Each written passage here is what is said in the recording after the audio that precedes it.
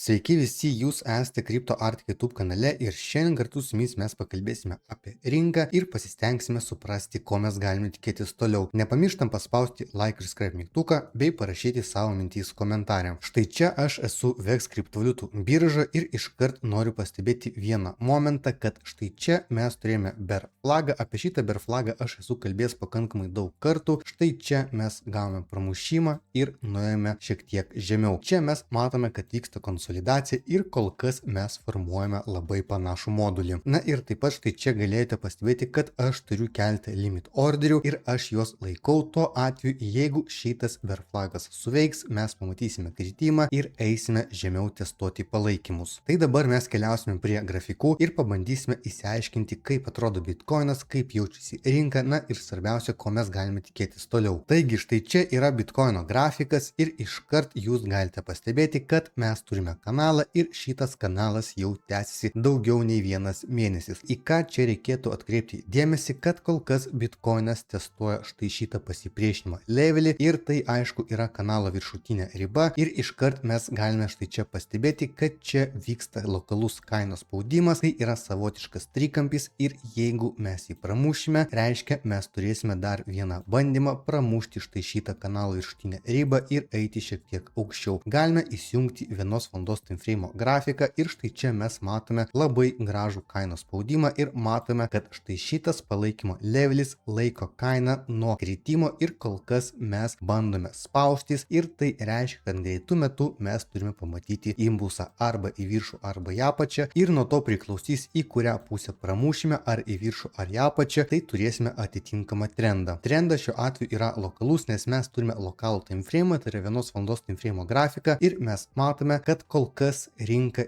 juda tarsi savaitgalį, nes mes turime labai mažą volatilumą ir turime štai tokį kainos spaudimą. Taip pat verta paminėti, esant mažam likvidumui rinkoje, mes galime nepateisinti štai šito kainos spaudimo, o tiesiog judėti toliau šoniniu judėjimu. Šiek tiek noriu paminėti apie bitkoino likvidumą, kur yra tas likvidumas ir aišku, ko mes galim tikėtis, jeigu žiūrėsime į likvidumo grafiką. Taigi štai čia mes matome, kad likvidumas yra netoli 72 tūkstančių dolerių, tai reiškia mes galime nueiti iki šitos zonos ir surinkti štai šitą likvidumą. Tai čia gali būti tiesiog didelis impulsas į viršų, galimai net pakilsime šiek tiek aukščiau ir praeitame video aš minėjau, yra pakankamai svarbi riba ties 72,5 tūkstančių dolerių, būtent iki jos mes galime nueiti ir jeigu mes ją pratestuosime, mes surinksime štai šitą likvidumą, kurį matome štai šitam grafike. Taip pat galime pastebėti, kad jau šiek tiek pradeda formuotis likvidumas ir žemiau ir tikrai jo čia yra pakankamai daug. Jeigu žiūrėsime, tai galime pasižiūrėti, kiek jo yra. Tai dar kol kas stebime likvidumo grafiką, kol kas rinka tikrai juda pakankamai lėtai ir yra mažas volatilumas ir mes artėjame į savaitgalį. Na ir kai jūs jau galėjote pastebėti, kad savaitgalį rinka juda žymiai lėčiau nei darbo dienom, tad mes turėtume turėti atitinkamus lūkesčius. Štai čia mes turime bitkoino dienos grafiką ir iškart noriu pastebėti štai šitus du modulius. Visų pirma, norėčiau atkreipti į štai šitą trendo liniją ir į štai šitą trendo liniją. Ir jeigu mes pamatysime bandymą pramušti štai šitą trendo liniją, tai yra jeigu mes dabar surinksime likvidumą, gausime fake outą ir eisime link trendo linijos, tai reiškia mes turėsime bandymą ją pramušti ir jeigu čia gausime mažą atšokimą ir kaina dar kartą grįž prie šitos trendo linijos, tai mes turėsime labai didelį tikimybę, kad mes ją pramušime ir keliausime link štai šitos zonos. Čia mes galime pamatyti, kad yra labai du panašus moduliai, du labai panašus scenarijai ir tai yra bear flagai. Ir mes matome, kai tik įvyksta šitos trendo linijos pramušimas, mūsų laukia pakankamai impulsyvus kritimas į apačią ir lygiai tas pats bus, jeigu mes įgyvendinsime būtent štai šitos trendo linijos pramušimą. Tai reiškia, jeigu mes pramušime, pas mus bus greitas kritimas į apačią. Na ir štai čia noriu paaiškinti, kad mes prieš tai turėjome irgi trendo linijos, bet jos buvo šiek tiek skirtingos ir noriu parodyti, koks dabar yra trendas ir pagal ką mes galime jį nustatyti. Tai visų pirma, mes matome, kad prieš tai buvo visos tokios trendo linijos, po kurių mes sulaukdame impulso į viršų. Taip pat čia galime nusibražyti ir savotiškus kanalus ir tada mes matome, kad trendas tęsi ir keliavome į viršų. Dabar mes matome, kad trendo linijos yra štai tokios, bet jau nebe štai tokios ir mes matome, kad štai čia yra mažėjančios bangos, čia yra vienos dienos time frame grafikas ir mes matome, kad kol kas bear flagai turėtų veikti ir mes esame mūsų bear markete. Tai čia yra yra Bitcoino savaitinis grafikas ir mes labai aiškiai matome, kiek trunka Bitcoino bull marketas, kiek trunka Bitcoino bear marketas ir kol kas mes matome, kad mes esame bear markete ir bear marketas maždaug trunka apie metus ir mes galime tikėtis, kad 2026 metų pabaigoje Bitcoinas gali keisti trendą ir mes galime pamatyti augimą. Čia mes turime naftos grafiką ir kai jau tikriausiai visi žinote, kad vyksta karas Irane ir dėl to mes matėme štai tokį augimą. Aišku, jeigu kyla nafta, tai reiškia automatiškai kyla ir infliacija ir aišku, tai blogai atsispindi rinkose, ne tik kriptovaliutų rinkoje, bet ir akcijų rinkoje ir mes tiesiog neturime tiek likvidumo, tai yra neturime tiek pinigų, tai yra nėra žmonių, kurie perka labai daug aktyvus ir dėl to mes nematome jokių impulsų į viršų. Taip pat verta atkreipti dėmesį, kad mes štai čia turėjome gapą, mes jį uždarėme, na ir pamatysime, kaip situacija vystysis toliau. Kol kas mes turime pakankamai sunkią ekonomiką ir aišku, tai labai gerai atsispindi kriptovaliutų rinkoje. Jeigu kalbant apie globalų Bitcoino scenarių, kas gali būti, jeigu mes žiūrėsime, kaip buvo praeitose cikluose, tai mes kol kas dar neturime jokio dugno, o kol kas mes turėjome kritimą, turime kažkokią konsolidaciją ir mūsų gali laukti dar vienas kritimas ir štai čia, kai mes formuosime divergence'us, tada mes galime suprasti, kad trendas bando keistis ir mes galime bandyti užsimti poziciją. Tai liečia ne tik Bitcoino grafiką, bet ir visų altcoinų ir taip pat Ethereumą. Prieš tęsiant video toliau noriu priminti, kas dar neturite VEX paskyros, tai tikrai rekomenduoju susikurti naudodami mūsų registracijos nuorodą ir pasitikrinkite, kad būtų įrašytas referral code žodis Arktika ir jūs gausite daug papildomų bonusų nuo mūsų. Taip pat pagrindinis bonusas jūs gausite lygiai po 24 valandų, kai atliksite registraciją VIP2 statusą, o tai reiškia, kad pas jūs automatiškai yra mažesni komisiniai mokesčiai ir jūs kuo daugiau prekiaujate, tuo daugiau sutaupote ant komisinių mokesčių. Na ir taip pat noriu atkreipti jūsų dėmesį, kad VEX labai dažnai paleidžia įvairiausius eventus, kuriuose jūs galite dalyvauti ir susirinkti dar papildomų bonusų. Kol kas mes matome, kad vyksta štai toks eventas ir kuo jūs daugiau prekiaujate, tuo daugiau gaunate bonusų, kuriuos galite pasiimti savo. Taip pat verta paminėti, kad būtent šitam evente jūs bonusus iškart gaunate tiesiai į savo piniginę. Tai štai čia trumpa informacija, iki kada vyksta būtent šis eventas. Tai mes matome, kad šitas eventas vyksta visą kovo mėnesį. Tai yra, jūs galite dalyvauti iki kovo pabaigos, kuo daugiau prekiaujate, tuo daugiau bonusų gaunate. Ir kaip minėjau prieš tai, nepamirštam stebėti eventus, nes VEX labai dažnai išleidžia naujus eventus, kuriuose jūs galite dalyvauti ir užsidirbti ne tik iš prekybos, bet ir gauti dar papildomų bonusų, būtent dėl to, kad jūs prekiaujate arba atliekate tam tikras užduotis. Tai visas nuorodas jūs rasite šio video aprašyme ir jeigu kils kažkokių klausimų, tai drąsiai galite kreiptis į mūsų administratorių. Čia mes turime sekantį Bitcoino grafiką, tai čia yra lokalus grafikas ir tiesiog noriu priminti, į ką verta atkreipti dėmesį, tai mes turime keletą levelių ir turime labai aiškias zonas. Tai visų pirma, mes kol kas bandome testuoti vėl štai šitą pasipriešinimo zoną ir turime štai šitą pasipriešinimo levelį, į kurį verta tikrai atkreipti dėmesį, nes mes matome, kai tik mes nueiname iki jo, iškart gauname rejectus. Na ir taip pat mes turime stebėti, į kurią pusę kainos spaudimas bandys pasiteisinti, ar dėl mažo likvidumo rinko mes tiesiog turėsime tolimesnį šoninį judėjimą. Tai šitam grafike mes matome labai aiškę palaikymo zoną, jinai yra štai čia ir jinai prasideda nuo 60 tūkstančių ir tęsi iki pat 63 tūkstančių ir mes matome, kokia buvo gera reakcija ir šita reakcija buvo 2 kartus. Tai yra, jeigu dabar mes rejectinam štai šitą pasipriešinimo zoną, mes tada pamatysime vėl retestą būtent nuo šitos zonos ir čia aišku tikrai kritimas bus sustabdytas, na ir toliau mes stebėsime, kokia bus reakcija. Kas liečia Ethereumą, tai trumpai noriu pakomentuoti, mes matome, kad Ethereum lygiai taip pat kaip ir Bitcoinas turi štai tokį kanalą, kuriame pakankamai ilgą laiką juda ir dabar mes testuojame kanalo viršutinę ribą, tai yra pasipriešinimo zona, nuo kurios mes vis gauname rejectus. Matome, kad 3 dienas iš eilės, kai tik nueiname iki šitos zonos, iškart mes gauname rejectą. Taigi, jeigu mes dabar gausime pilną nuverti rejectą, mes keliausim pratestuoti kanalo apatinę ribą ir nuo čia mes galim pamatyti štai tokią reakciją. Taip pat neatmetu galimybės, kad mes galime pratestuoti štai šitą palaikymo zoną, kuri yra dienos grafike ir mes matome, kad štai čia tikrai verta pabandyti pasimti atšokimą, tai yra pasimti entry tašką ir tikėtis, kad kaina atšoks, tai ir trendas pasikeis ir mes pamatysime impulsą į viršų. O jeigu mes žiūrėsime į firmą lokaliai, tai prieš tai aš jums rodžiau, kad štai čia yra imbalanso zona ir kai kaina testavo štai šitą pasipriešinimo zoną, tai sakiau, kad mes turime labai didelę tikimybę uždaryti būtent šitą imbalanso zoną ir mes nuėjome šiek tiek aukščiau, o dabar šita zona veikia kaip pasipriešinimo zona ir matome, kad mes negalime jos pramušti ir jeigu štai čia gausime rejectą, tai trendas pasikeis ir mes eisime žemiau ir pratęsime mūsų šoninį judėjimą, tai yra mes turėsime kanalą toliau ir judėsime būtent jo diapazone. Tikiuosi video gavosi naudingas, nepamirštam paspausti like ir subscribe mygtuką bei parašyti savo mintys komentarę. Taip pat kviečiu visus prisijungti prie mūsų nemokamos Telegramo grupės, kurioje mes dalinamės įvairia informacija apie kriptovaliutų rinką ir jūs galėsite visas naujienas žinoti pirmieji. Visas nuorodas jūs rasite šio video aprašyme. Iki greito.